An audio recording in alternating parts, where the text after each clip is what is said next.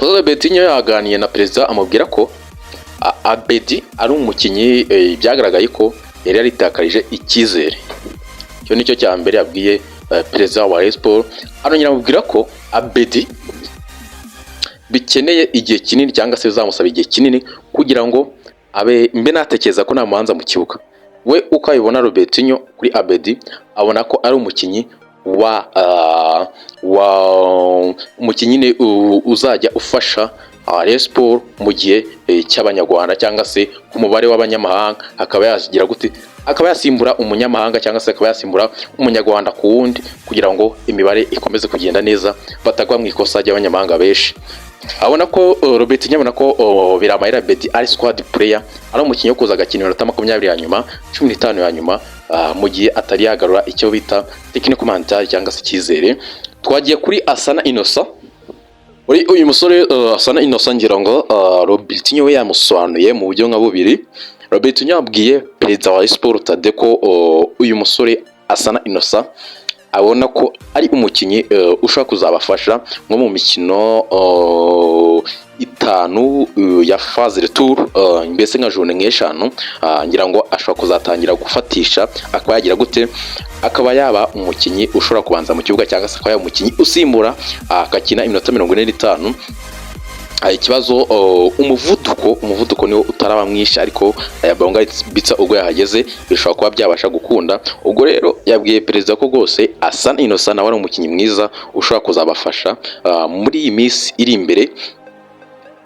Gusa nyine akabazo kakirimo n'umuvuduko, aracyabyibushye, aracyafite akantu ko kugenda gahoro, ariko cyo ahurizaho na Muhire Kevin uko ari umukinnyi ngo uzi ubwenge cyane, ushobora gukora ushobora kureba nyine akareba umukinnyi nka Fanganyo ujya ahagaze akaba yamuhereza pass imeze neza cyane, akaba yatanga pass mu mwanya mwiza.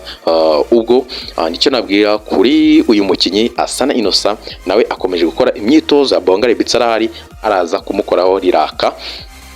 Kuri Abdoulaye Diallo bimeze bite? Bavuga ati Abdoulaye Diallo Fanganyo yitonde kuko igere Sport Fanganyo bizagaragara ko atari gukina neza cyangwa se yarushye, cyangwa se Abdoulaye Diallo ngo nawe n'umukinnyi mwiza. Muhereke Kevin yavuze ko ari umukinnyi ufite utuntu tudukarite. Muhereke Kevin niwe wabyivugiye ko afite utuntu tudukarite tujya kumera nk'utwambawoma. N'umukinnyi ejo bundi yatsinze ibitego 6 mu myitozo. N'umukinnyi mu myitozo ntabwo yatadatsinze ibitego. N'umukinnyi box to box, n'umukinnyi ufite box ari abaneka nawe ngo nawe ku gitego rwose abahunahuna ngo ameze nabi cyane. Robertinho we akubwira ko ari umukinnyi wa squad player, n'umukinnyi ugiye kumufasha kugira ngo Fanganyo ataza kwirara, ataza kugira gute, ataza kuba yabasha kuba yagira gute, wenda akaba yakina yiraye nyine. Ariko Robertinho ikina avuga ko rwose nawe ari umukinnyi mwiza. Rapport avuga ko rwose Pep Kwapo ari umukinnyi mwiza ushobora kuzamufasha nawe. Abdoulaye Diallo yavuze ko bashobora kuzajya bakoresha n'abataka babiri igihe azagera bakijye 3-5-2 akamufatanya na Fanganyo. Fanganyo akamuza inyuma ko urya no mu finishing cyangwa se n'umukinnyi uzi gutsinda ibitego byinshi, akaba yajya imbere ya Fanganyo agasa nk'ugaruka mu kibuga hagati, uri akaba ari rutayezamu pick right. Ngira ngo yamuvuzeho rwose, nawe yavuze ko ari umukinnyi mwiza azagerageza kumushakamo ibisubizo. Uwo ni Abdoulaye Diallo.